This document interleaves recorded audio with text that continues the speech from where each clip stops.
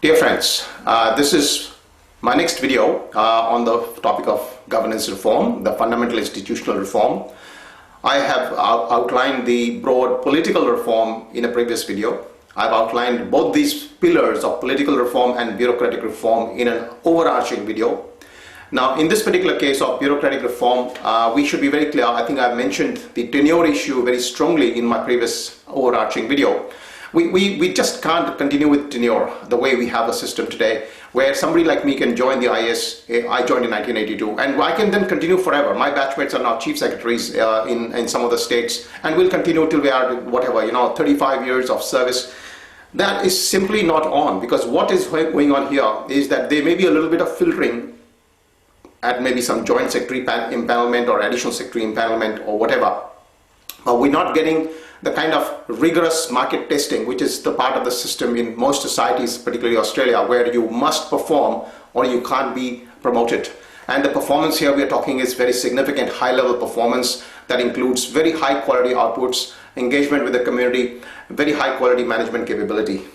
Now, this particular set of characteristics, we probably do exist in some of the IS officers. We really need to put them out in the marketplace. There are people not in the IS who have these qualities. There are people within the IS who have these qualities. Let them all compete, and let them therefore not be given any tenure. Let them enter for each job separately. Now, maybe for junior jobs up to the deputy commissioner or whatever, we can make sure that there's a kind of a tenured system as a transitional system. But anything that's senior and policy making related or management of large organization related must be in the open market. There are academics, there are consultants, there are highly experienced people all over the world who can compete for these jobs in the private sector in India, for example. Let them come in and show that they can demonstrate, do a better job. Give them a 3 or 4 year or 5 year contract. Let them get a very high salary in lieu of this contract, because they can be thrown out of the job in a matter of minutes. For example, in Australia, you can be kicked out of the job as a senior executive in a matter of 1 minute. The minister decides, or whatever has been decided, that you are no longer required. And at that stage, your pass is taken and you're escorted out of the office. And you can never enter back the department. There's no obligation. You get a 4-week salary in lieu of this particular instant termination of your job. Now, this is how you get performance. We must make sure that our system is performing. Our politicians are our representatives, they are our agents. The bureaucrats are our sub-agents. Now, to get the sub-agent to perform, we must have high-quality politicians, which is what I've alluded to in the previous video. But we must have significantly high-quality bureaucrats at the very top end of our civil service system. Now, this system that I've talked about, tenure, should initially be applied to joint secretary and above, and it should percolate down to lower levels up to the undersecretary or whatever in the coming years. So over time, we reduce the stage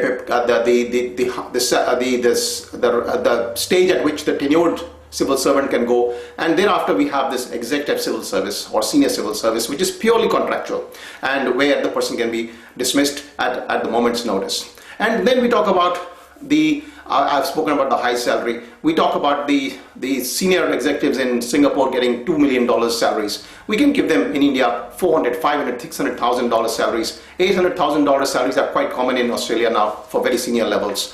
What this does is we are able to pay people really highly competitive salaries and hold them to account. Accountability is the key here, that we give them a job to do, and then they should be held to account, give them a high salary, and let them make sure the system works. Then we talk about KPIs. Now, this contract that I talked about is the most critical part of the story.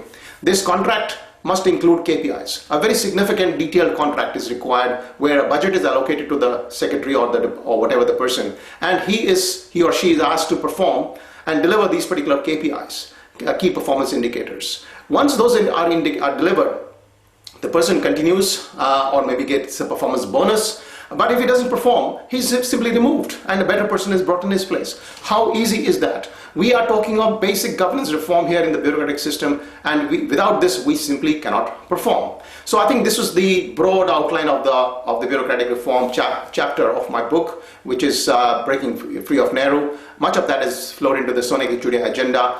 Do go through these documents. The Sonic Equity agenda, as I said, is being developed as we speak. please go to sonakishchidia.in website, have a look at that, download and provide me comments. I'm updating the agenda as we speak. I'm receiving comments from all over the world. I'm grateful to people who are providing me comments. But look, these two are together, the political and the bureaucratic reform, are the main pillars of our governance reforms agenda.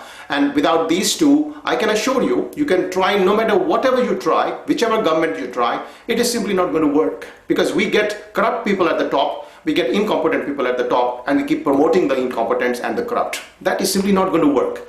I hope you have got the hang of the basic two reforms, and I'll come back to the other reforms separately. Thank you. Bye.